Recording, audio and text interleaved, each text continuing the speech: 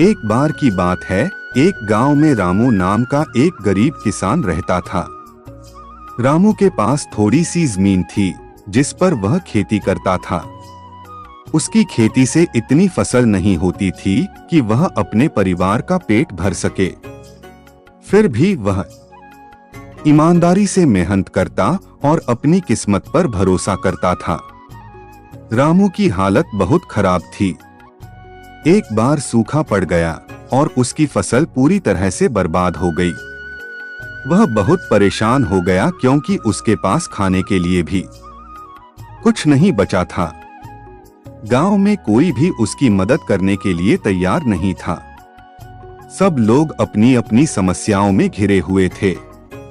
एक दिन रामू बहुत दुखी होकर अपने खेत में बैठा था। तभी वहां एक साधु आया। साधु ने रामू से उसकी चिंता का कारण पूछा। रामू ने अपनी सारी परेशानियां साधु को बता दी। साधु ने उसकी बात सुनी और कहा, रामू चिंता मत करो, मेहनत और ईमानदारी का फल एक दिन अवश्य मिलता है।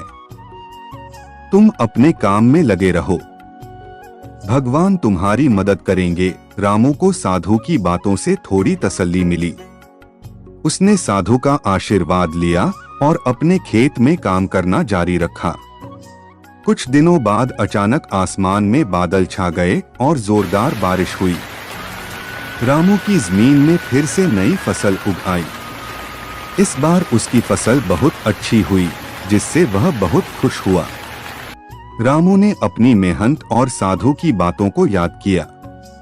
उसने समझा कि कठिनाइयां हर किसी के जीवन में आती हैं, लेकिन उन्हें धैर्य और मेहनत से ही दूर किया जा सकता है।